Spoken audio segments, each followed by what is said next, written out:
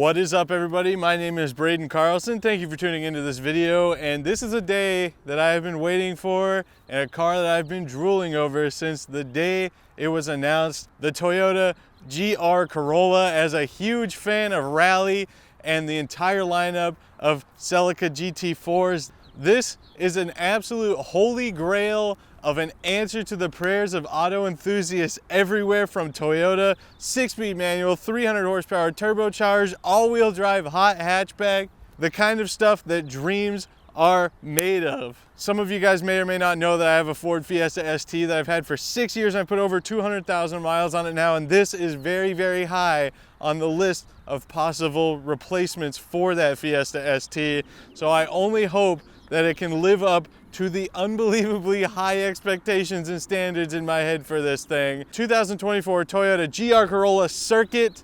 Let's drive this thing. But first, a little reminder of what makes this car so special. The 2024 Toyota GR Corolla is an all-wheel drive hot hatchback with a 300 horsepower 1.6 liter 3-cylinder that also puts out 273 pound-feet of torque.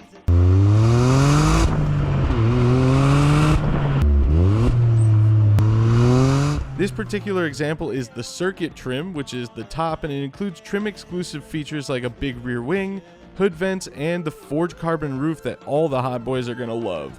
The Circuit trim also comes with upgraded brakes and calipers, and importantly, front and rear limited slip differentials. These are available as options on lower trim levels, however, if you purchase them with the performance package option. This particular example is finished in blue flame, which is tragically only available on the Circuit trim. That's a serious bummer for folks like me who are looking more toward a core or premium trim model, considering it's without a doubt the best color option for the GR Corolla as a whole. That's enough of listening to me, or in voiceover format at least. Let's kick it back to me, but you know, in the driver's seat this time. I'm happy to report that the GR Corolla is as good as I wanted it to be, and then some. At first, the power band took a little bit of getting used to because it is all so high up in the RPM range, but it makes sense. There is a little bit of turbo lag between gears, but if you're driving it properly, that doesn't matter. You'll be able to figure it out just fine. The steering is so tight and so nimble that it is unbelievable. I'm on these windy roads that I don't drive very often, but behind the wheel of this thing is just unbelievably confidence inspiring. You point it where you want it to go, it goes there, you accelerate out, it has more than enough power to whip you out of the corners. It is amazing. Now, I haven't driven one without the limited slip differentials, which you get on the Circuit Edition or with the Performance Pack on other trim levels, but I have to assume they are helping me out a lot here. They're doing a lot of work. But the steering response is just crazy.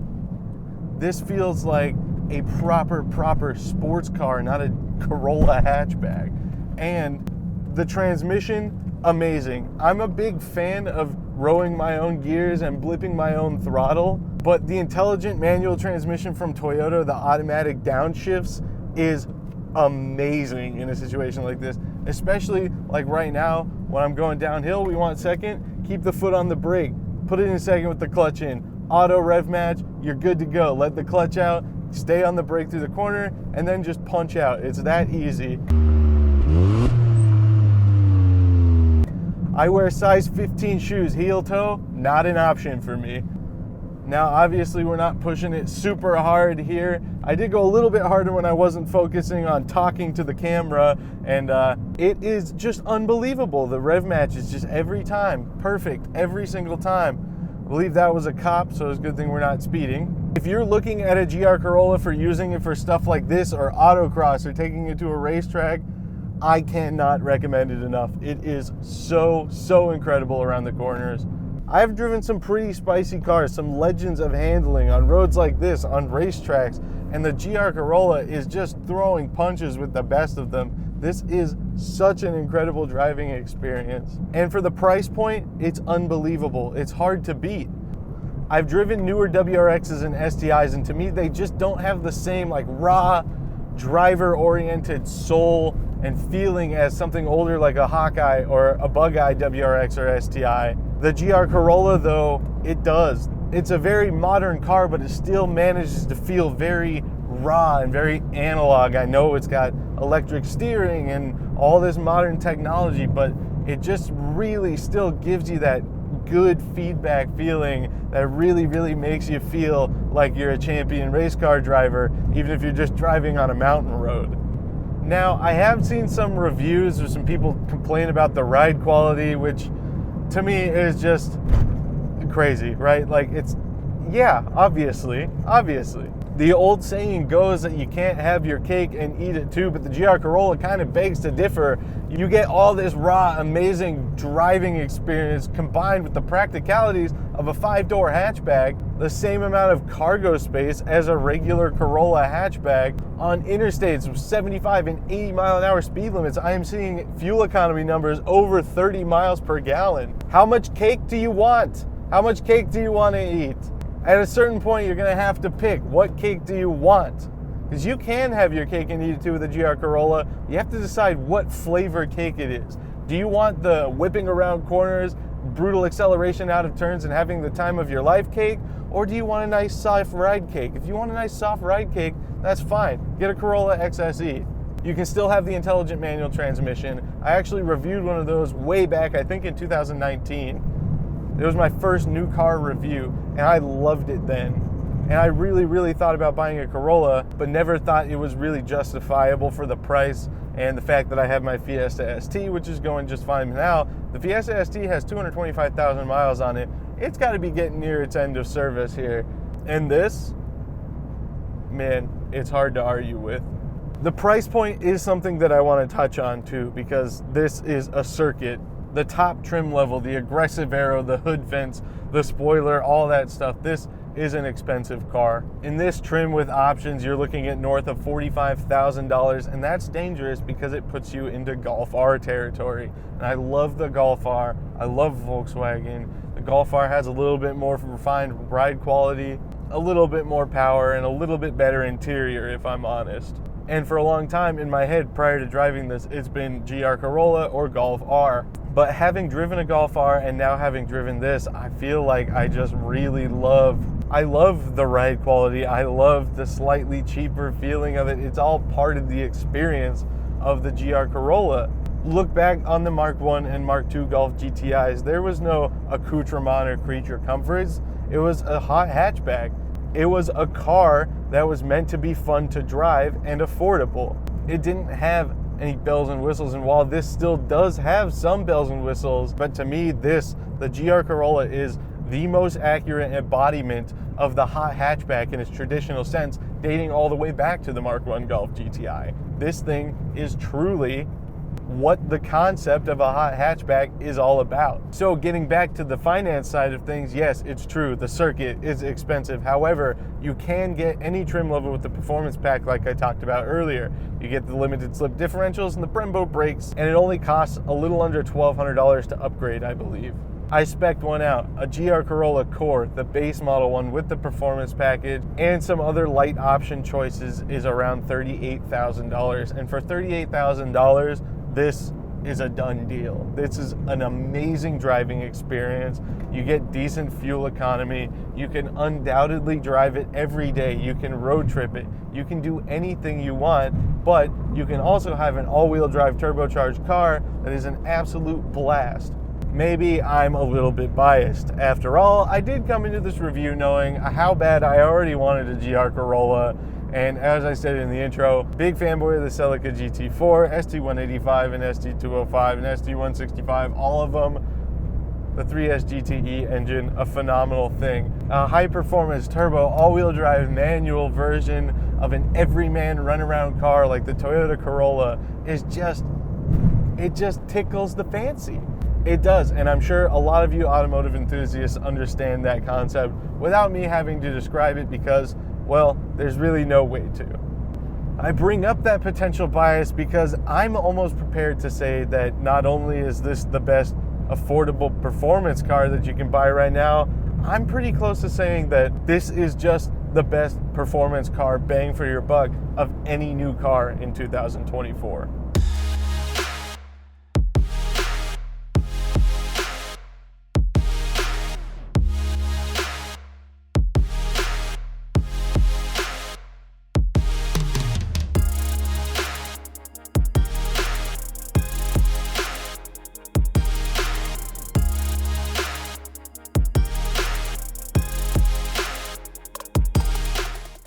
Of course, nothing is without its faults, so I do have to complain about something. I'll be honest though, I really struggled to find something to complain about. And if we can touch back on the ride quality thing for a second, if you're on the fence, you haven't driven one, and you're curious about how rough it actually is, it is quite rough. Just to be frank, like I said, I'm not leaning into this as a reason to dislike the car. In fact, I'm taking it as a reason to like the car more. It's something you have to go into the car expecting because it is specifically designed for grip and handling around corners. You just can't really get that with super soft suspension. If you have back problems though, you might have a bad time, I'll be honest. Personally, I love it. The seats are comfortable enough that it's not really a problem on my end. The infotainment system is good, but the input with Android Auto is super laggy. But I don't know if I'm ready to put that one on Toyota, because I've just kind of been having a lot of Android Auto problems lately with everything I've driven. Seems like it's on the Android Auto side of things. Otherwise, the touchscreen is super responsive and nice, and I love it. The wireless phone charger. One feature I really love, it has a button, a physical button right there. You can power it on or power it off. That's great, because I have a magnetic plate on the back of my phone case, and if I set it on there with the charger on, it would probably make the metal quite hot. What is a hair annoying, and I know I'm really splitting hairs here, like I said, I had to dig deep to find things to complain about. The heated seat controls are right in front of it. If you put your phone in, it's really easy to accidentally turn the heated seat on. Passenger seat especially. Whoever was riding with me this past week has gotten a nice hot butt surprise. Don't soundbite that one. Finally, there is 2 USB-C ports, and if you know me, you know that I love to complain about manufacturers still using USB-A, and Toyota, bless up, it has 1 USB-C port on the dash and 1 here in the center console. I would prefer to see 2 on the dash. That's what I'm complaining about. Otherwise, nice work. Still got the 12 volt, so all you people still rocking your USB-A cables that should be in the trash by now, bring your 45 watt Insignia charger or whatever, slam it in there, good to go. I know it's not called a cigarette lighter port anymore, but that's what I'm going to keep calling it because that's what it's been in my head forever. And finally, my last complaint, if there is one to be had, is the center console. There really isn't one. And you know, years and years of having something to rest my right arm on while I'm driving has led me to believe that I should be upset that there isn't anything there for me. I know, petty, what do you want? I told you there's not a lot to complain about. It's a turbo all-wheel drive Corolla hatchback. And there you have it, folks. The 2024 Toyota GR Corolla Circuit, my new obsession. Toyota answered the prayers of automotive enthusiasts worldwide for the past couple of decades and delivered one of the best handling cars I've ever experienced and one of the best driving experiences of a modern car in our entire lifetime. This is not just a fun Corolla. This is not just a hot hatchback. This is the hot hatchback. This is the standard now. The modern embodiment of that phrase, hot hatchback, is the Toyota GR Corolla. It's looking like next year might be the year for me to buy a new car, and I think I really might have to pull the trigger on one of these. It's that phenomenal. So, to answer the questions of automotive enthusiasts, yes, it is every bit as good as you hope that it is.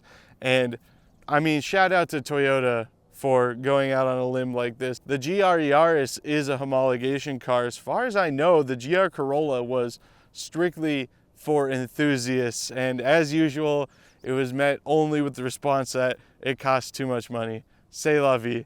My name is Braden Carlson. Thank you so much for watching one of my videos. Thank you to Toyota for letting me borrow this car for a week.